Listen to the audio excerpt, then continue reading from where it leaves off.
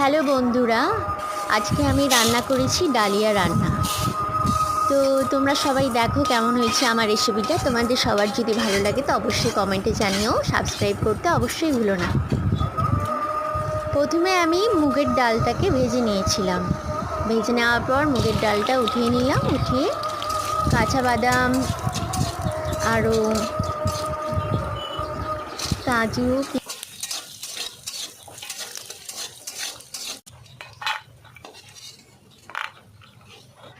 লঙ্কা আলু কাটিয়ে দিলাম করে দেবো।